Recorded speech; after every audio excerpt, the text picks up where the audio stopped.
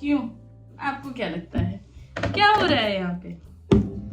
Lotion तो मैंने हाथ के लिए लिया है और थोड़ी सी नाक बह रही है। आपने क्या सोचा था? आज मैं आपसे बहुत ही इंपॉर्टेंट और बहुत ही टैबू बात के बारे में बात करने आई हूँ। बहुत सारे मेरे कमेंट्स इसी क्वेश्चन से भरे रहते हैं। मैम, क्या मास्टरबेशन करना ठीक है? मैम, मास्टरबेशन करने से तबीयत खराब हो जाती है। मास्टरबेशन से मेरे चेहरे का रंग उड़ गया है। मास्टरबेशन से मैं दुखी हो गया हूँ। मास्टरबेशन से मेरी जिंदगी में बहुत त्रास हो गई है। तो आज हम बात करते हैं मास्टरबेशन के बारे में।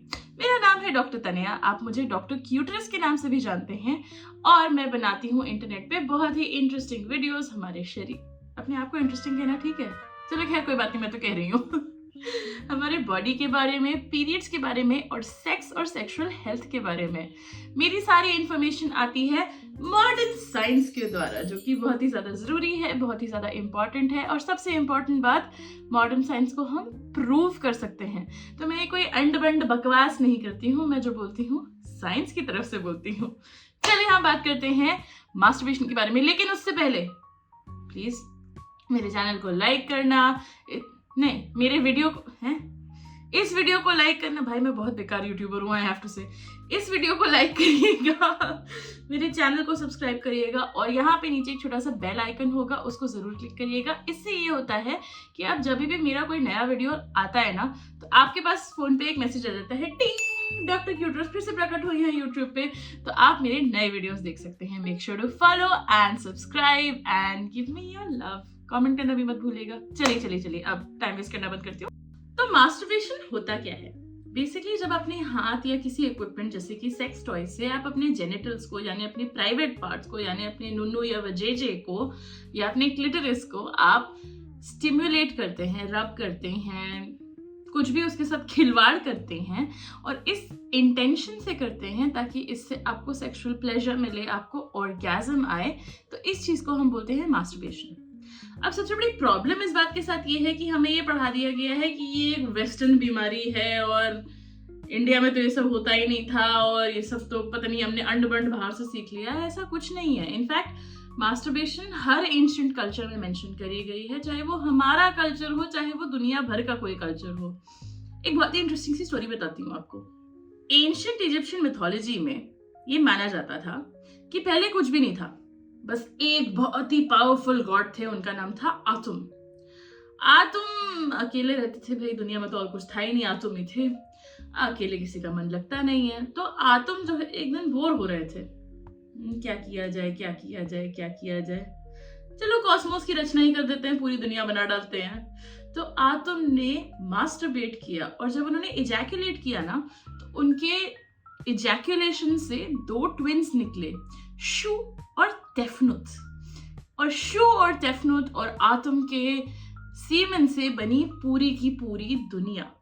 इस ट्रेडिशन को इजिप्ट में ऑनर भी किया जाता था। जो इजिप्शियन फेरोज होते थे वो इसको हर साल एक सेरेमनी में इस क्रिएशन मिथ को ऑनर करते थे। वो सब लोग नाइल नदी में जाके मास्टरबेट करते थे और उनका ये मानना होता था कि वो जितना मास्टरबेट करेंगे उतना क्रिएशन होएगा और उतनी उनकी फसल बढ़िया निकलेगी। ये एक अजीब सी बात नहीं है एक्चुअली, बिकॉज मास्टरबेशन एक बॉडी का बहुत ही हेल्दी और नॉर्मल पार्ट होता है और इसको हर कल्चर रेकग्नाइज करता है। अगर आपको ऐसी और स्टोरीज में इंटरेस्ट है तो you can check out my book, it is the doctor Cuterus book. इसकी कवर पे मेरी शक्ल है एंड डॉक्टर क्यूटरस बुक में आपको ऐसे बहुत सारे इंटरेस्टिंग कहानियां मिलेंगी। मैंने और भी कहानियां मेंशन करी हैं, जैसे कि 30,000 साल पुरानी केव पेंटिंग्स में भी मास्टरबेशन के मेंशन है। तो भाई ये कैसी नई मॉडर्न वेस्टर्न बीमारी हो सकती है भला? तो 30,000 सालों में गड़बड़ क्या हो गई? हमने कब डिसाइड किया कि ये बुरी बात है? बहुत सारे लोगों का मानना हो गया कि भाई मास्टरबेट करोगे तो शरीर का प्रोटीन निकल जाएगा, मास्टरबेशन पाप होता है, लेप्रेसी हो जाएगी, इनफर्टिलिटी हो जाएगी, अंधापन हो जाएगा, हाथ से बाल निकलने लगेंगे, everything bad in the world is going to happen to you if you masturbate. पर कैसे आया ये आइडिया? एक बात जो हमें जानना है कि हिस्टोरिकली लोगों के हेल्दी बच्चे कम होते थे। It was very difficult to have a healthy child because history में ज़िंदगी आसान नहीं थी इतनी, चाहे हम जितना रोमांटिसाइज कर लें। इन्फेक्शंस होते थे, डिजीजेस होती थी, इनफर्टिलिटी बहुत रैम्पेंट थी, and because of these reasons लोगों को पता नहीं था कि बच्चे होते कैसे हैं। इनफैक्ट बहुत सारे लोगों को ये लगता था कि सीमेन जो है वो एक लाइफ गिविंग मैजिकल जूस है, क्योंकि औरतें अपने आप तो बच्चा नहीं पैदा कर सकती हैं, they have to come in contact with a man to be able to have that child, right. तो एक ऐसी गलत सी बिलीफ पैदा हो गई कि सीमेन जो है वहीं से सारा जादू प्रकट होता है, and this is where all the fun happens and this is where the magic lies. लोग ये तक विश्वास करते थे कि जो सीमेन होता है ना उसमें फुली फॉर्म बेबीज निकलते हैं और वो औरत के अंदर ट्रांसफर किए जाते हैं। Obviously we know that is complete and utter nonsense. ऐसा नहीं है, सीमेन और एग दोनों के मिलने से एक बेबी बनता है।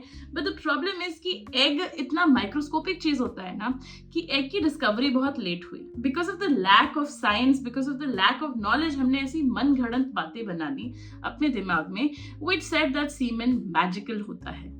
तो इस मैजिकल एसोसिएशन की वजह से अब तो ये सोच लिया गया कि भाई अगर सीमेन आप निकालेंगे तो आप कोई पाप कर रहे हैं। मतलब लोग ये तक कहते हैं कि सीमेन में एक इजैक्यूलेशन में एग्स जितना न्यूट्रिशन होता है, मतलब एकदम ही भरपूर न्यूट्रिशन होता है।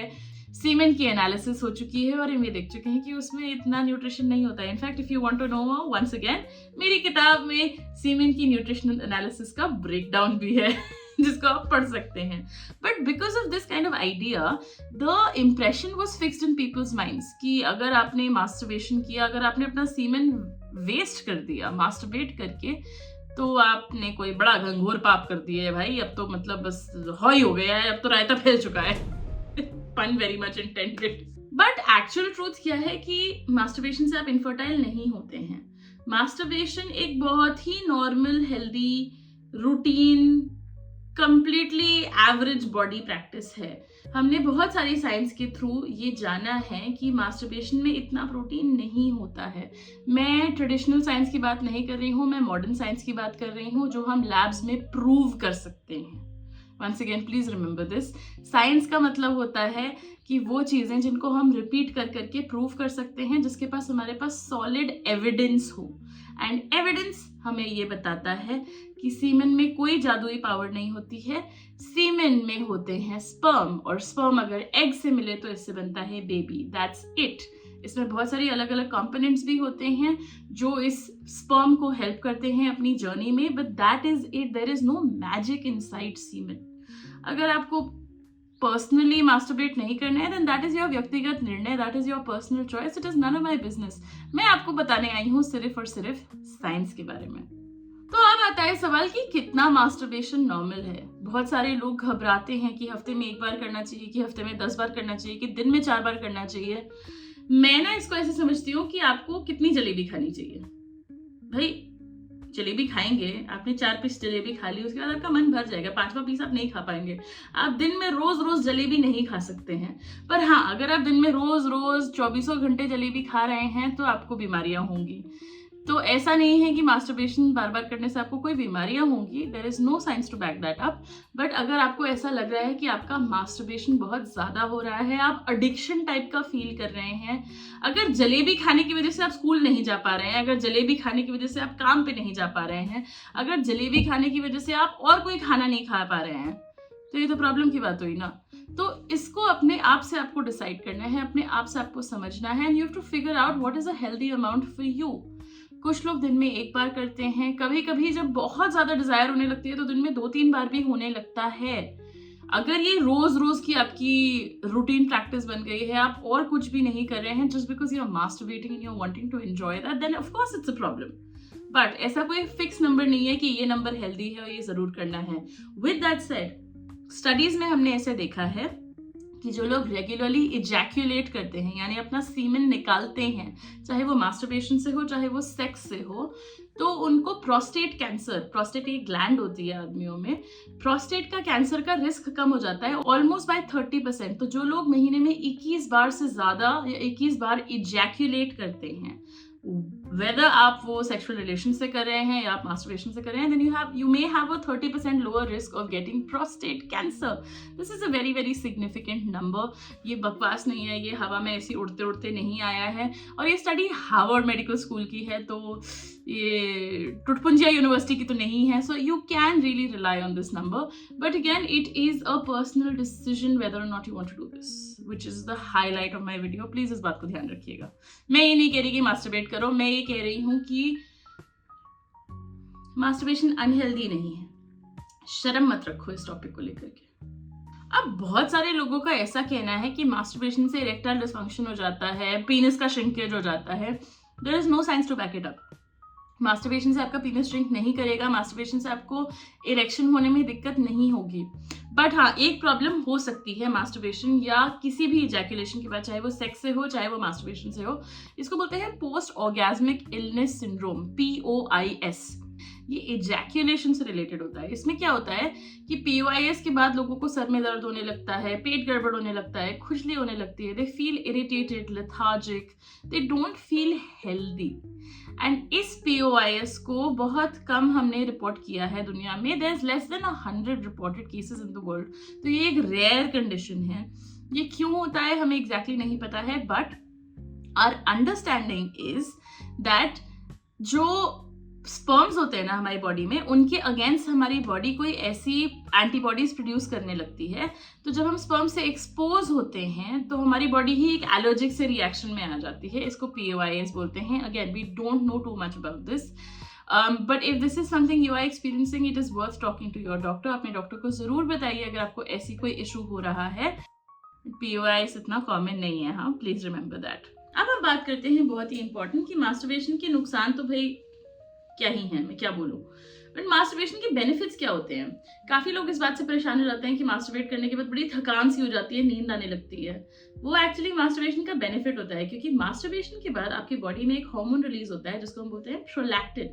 प्रोलैक्टिन आपको स्लीपी और रिलैक्स कर देता है. इसलिए नहीं क्योंकि आप कमजोर हो रहे हैं. जैसे अगर आप रात में आपको सोने का टाइम हो रहा होता है और आप मेलेटोनिन की गोली ले लें और आपको और से नींद आने लगे, तो आप ये तो नहीं बोलेंगे कि मेलेटोनिन से कमजोरी आ जाती है जी.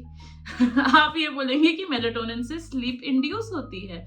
उसी तरह से मास्टरबेशन आपको स्लीप इंडक्शन में हेल्प कर सकता है because of the release of prolactin. साथ ही साथ ये हमने स्टडीज में एक्चुअली ऑब्जर्व किया है, या आप डेटा खुद देख सकते हैं.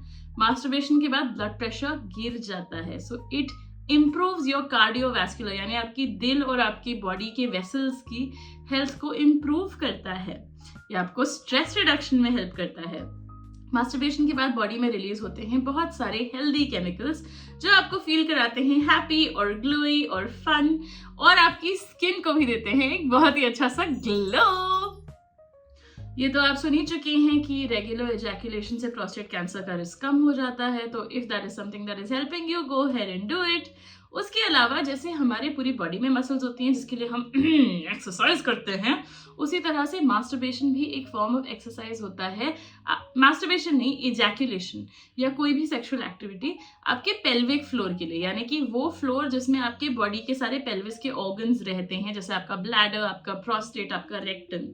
तो ये आपके पेल्विक फ्लोर को एक्सरसाइज करता है, ओवरऑल हेल्थ इंप्रूव करता है. और अगर हिचकियां नहीं रुक रही है ना, तो शायद ऑर्गेज्म आपको हेल्प कर सकता है. ऐसा एक स्टडी में देखा गया है. ऑर्गेज्म से आपके न्यूरानी चेहरे पे आ सकता है एक ग्लो. और ऑर्गेज्म्स जनरली हेल्दी और हेल्पफुल होते हैं.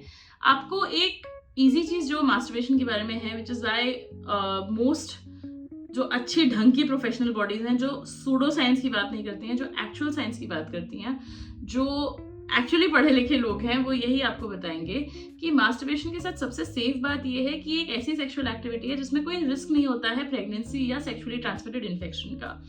ऑफ कोर्स आपको ध्यान क्या रखना है कि मास्टरबेशन के टाइम आप अपने पीनस को इतना जोर से ना पकड़ें कि आपको सिर्फ और सिर्फ अपने हाथ से ही ऑर्गेज्म आ सके, सो दैट जब एक्चुअल सेक्सुअल एक्टिविटी आप करें तो आपको वजाइना का या एनस का या माउथ का जो टेक्सचर है उससे प्लेजर नहीं मिल पा रहा है, क्योंकि आपको इतना तेज दबा के पीनस पकड़ने की आदत है. इसको डेथ ग्रिप बोलते हैं. तो डेथ ग्रिप एक प्रॉब्लम हो सकती है.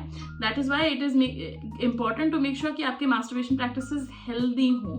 अनहेल्दी ना हो। तो कुल मिला के लब्बो लबाब बात का ये है कि masturbation is a totally normal and routine practice.